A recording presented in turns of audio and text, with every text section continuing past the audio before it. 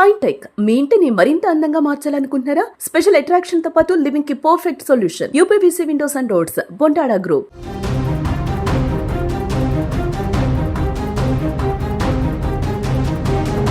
కన్న తండ్రి అంటే దైవంతో సమానం. కానీ ఆ కొడుకుల దృష్టిలో మాత్రం తండ్రి అంటే 3 కోట్ల ఇన్సూరెన్స్ పాలసీ డబ్బు. ఆ డబ్బు కోసం మనిషి ఎంతగా దిగజారిపోతున్నాడో చెప్పడానికి నేను చెప్తున్నటువంటి ఈ ఘటన నిదర్శనం. ఆస్తి కోసం అడగటం చూశాం, గొడవ పట్టడం చూశాం. కానీ పక్కా ప్లాన్ ప్రకారం తండ్రి మెడకే పామును చుట్టేసి కాటు వేయించి చంపటం, నిజంగా ఇది వింటుంటేనే ఒళ్ళు గగురు పొడుస్తుంది. మనిషి అసలు ఎంతగా దిగజారిపోతున్నాడు అన్నది ఇది పరాకాష్ట. ఈ ఘటన తమిళనాడులో జరిగిన ఈ దారుణం దేశవ్యాప్తంగా సంచలనం రేపుతున్నటువంటి పరిస్థితి. అసలు విషయంలోకి వెళ్తే తిరువళ్ళూరు జిల్లా పోతత్తూరుపేటలో గణేశన్ అనే వ్యక్తి ప్రభుత్వ పాఠశాలలో ల్యాబ్ అసిస్టెంట్గా పనిచేస్తున్నాడు. అక్టోబర్ 22న ఆయన ఇంట్లో నిద్రిస్తున్నటువంటి సమయంలో పాము కాటుకు గురై చనిపోయారని అందరూ భావించారు. కన్నీరు మున్నీరైన కొడుకులను చూసి జనం అయ్యో పాపం అని చెప్పి, తండ్రి పోయాడో ఆ కొడుకులు ఎంత బాధలో ఉన్నారని చెప్పి అందరూ కూడా జాలిపడ్డారు. పోలీసులు కూడా ఇది సాధారణ మరణమే అని కేసు మూసేశారు. కానీ అసలు నిజం బయటపడటానికి ఎంతో సమయం పట్టలేదు. ఆ కొడుకులు ఎంత దారుణమైనటువంటి ఆలోచన చేసి తండ్రిని పాము కాటు వేయించి మరీ చంపారంటే ఎంత దుర్మార్గులు అన్నది అర్థమవుతుంది. గణేశన్ పేరు మీద ఏకంగా 3 కోట్ల రూపాయల విలువైన బీమా పాలసీలు ఉన్నాయండి. ఆయన చనిపోయిన కొన్ని రోజులకే కొడుకులు మోహన్ రాజా, హరిహరన్ ఆ డబ్బు కోసం కంపెనీ దగ్గరికి వెళ్ళారు. అయితే అంత పెద్ద మొత్తం ఇచ్చే ముందు ఎంక్వైరీ చేస్తారు కదా ఎవరైనా సరే. బీమా డబ్బులు ఇవ్వాలి అంటే అతను ఏ విధంగా చనిపోయాడు, దానికి కారణం ఏంటి, చనిపోవటానికి వేరే కోణాల్లో ఏమైనా వాళ్ళు ఇన్వెస్టిగేట్ చేస్తారు డెఫినెట్గా. ఎందుకంటే కోట్ల రూపాయలతో ముడిపడి ఉన్నటువంటి బీమా డబ్బులు కాబట్టి. ఇన్వెస్టిగేట్ చేస్తున్నటువంటి సమయంలో అనుమానం వచ్చిన వాళ్ళకి ఐజీ అస్రా గార్గ్ పర్యవేక్షణలో పోలీసులు వాళ్ళకి నిజం తెలిసింది, ఫిర్యాదు చేశారు. తవ్విన కొద్దీ నిజాలు అనేవి బయటకు వస్తూ ఉన్నాయి. అసలు ఈ కేసుకు సంబంధించిన పూర్తి వివరాలు తెలిస్తే షాక్ అయిపోయారు అక్కడ అధికారులే. పోలీసుల దర్యాప్తులు తేలింది ఏంటంటే తండ్రి మీద ఉన్న ప్రేమ కంటే ఆయన మరణం తర్వాత వచ్చే 3 కోట్ల డబ్బు ఆయన ప్రభుత్వ ఉద్యోగం మీదనే కొడుకులకు కనబడింది. ఎవ్వరికీ అనుమానం రాకుండా ఉండాలని వాళ్ళు ఒక పాము పట్టే వ్యక్తి దగ్గర విషపూరితమైనటువంటి పామును కొనుగోలు చేశారండి. పాములు పట్టే వాళ్ళ దగ్గరికి వెళ్ళారు. వాళ్ళు వెళ్ళి ఒక విషపూరితమైనటువంటి పాము ఇట్లా కాటేస్తే చచ్చిపోవాలి, అలాంటి పాము ఇవ్వండి అని చెప్పి అతని దగ్గర నుంచి తీసుకున్నారు. అక్టోబర్ 21న రాత్రి తండ్రి గాఢ నిద్రలో ఉన్నటువంటి సమయంలో కొడుకులిద్దరూ తమ స్నేహితులతో కలిసి ఆ పాముని తండ్రి మెడపై వదిలారండి. అది కరిచేలా చేశారు. ఆయన స్పాట్, ప్రాణాలు పోయాయి. వాళ్ళు పాముని ఇట్లా వదిలిన తర్వాత ఎప్పుడు కాటేస్తుందా కాటేయకుండా పక్కకి వెళ్తుంటే మళ్ళీ తీసుకొచ్చి మెడ దగ్గర వదలటం, ఇలా చేశారు. ఎట్టకేలకు వాళ్ళు అనుకున్నది జరిగింది, కాటేసింది. అదేదో సహజంగా జరిగిన ప్రమాదంలా మొత్తం కథలేశారు. ఆయన పాము కాటుతో స్పాట్లో చనిపోయాడు. అప్పుడు వీళ్ళ కథ స్టార్ట్ చేశారు.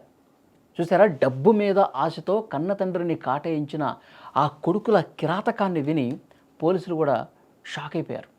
విచారణలో నిందితులు తమ నేరాన్ని అంగీకరించారు. పోలీసులు తమ స్టైల్లో ఎంక్వైరీ చేశారు. మొత్తం చేస్తే వాళ్ళు భయపడిపోయి చేసిన తప్పును ఒప్పుకొని అక్కడికి పాములు పట్టేవాడి దగ్గరికి ఏ విధంగా వెళ్ళాము, వాడు ఏ విధమైనటువంటి పాము ఇచ్చాడు, స్నేహితులతో ఏం మాట్లాడుకున్నాము, మొత్తం ఆ రాత్రిలో ఏం జరిగింది మొత్తం కూడా పూసగూర్చినట్టు చెప్పేశారు. గణేశన్ కొడుకులు మోహన్ రాజు, హరిహరన్తో పాటు వాళ్ళకి సహకరించిన స్నేహితులు ఎవరైతే ఉన్నారో బాలాజీ, ప్రశాంత్, నవీన్ కుమార్, దినకరన్, వీళ్ళందరినీ కూడా పోలీసులు అరెస్ట్ చేశారు. ఎంత దారుణం చూడండి. ఏ చేతులతో అయితే తండ్రి గోరుముద్దలు తినిపించి ప్రయోజకులను చేశాడో అదే చేతులతో ఆ తండ్రి ప్రాణాలు తీయటానికి కూడా వెనకాళ్ళ వీడు. పామును కొన్నారు ప్రాణాలు తీయటానికి. వీళ్ళు అసలు మనుషులేనా? మనిషి రూపంలో ఉన్నటువంటి మృగాలు. డబ్బు కోసం వీళ్ళు మనసును చంపుకొని కన్నవాడిని కాటికి పంపినటువంటి ఘటన నిజంగా ఈ సమాజానికి కూడా హెచ్చరిక లాంటిదండి. నిందితులకు కఠిన శిక్ష పడితేనే ఇలాంటి వాళ్ళ నేరాలకు చెక్ పెట్టే పరిస్థితి ఉంటుంది. ఎంత దుర్మార్గం చూడండి.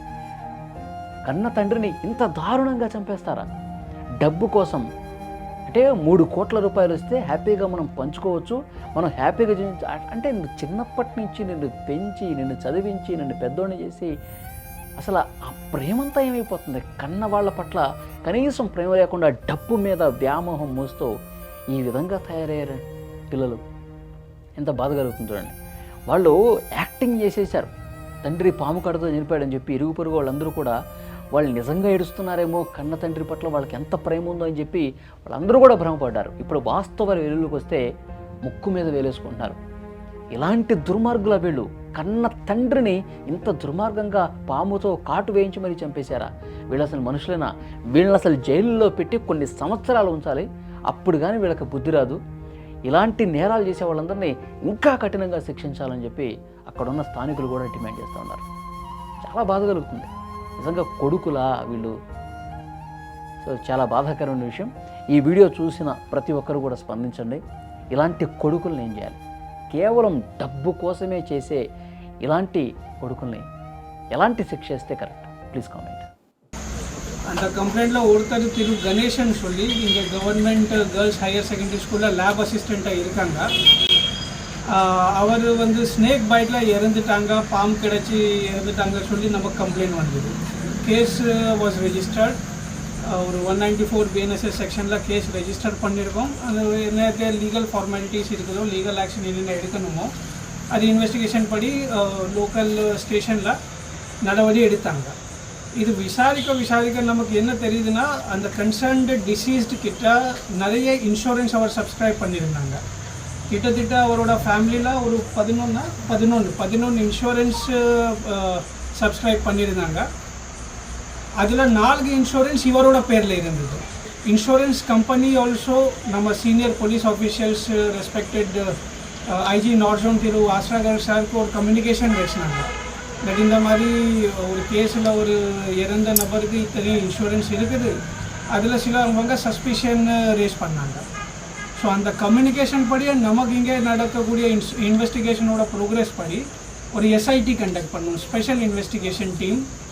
And the SID was led by DSP Tirumati Jayashree, Inspector Padirvet Tirumati Kasturi and Inspector Tangadurai of Korattur.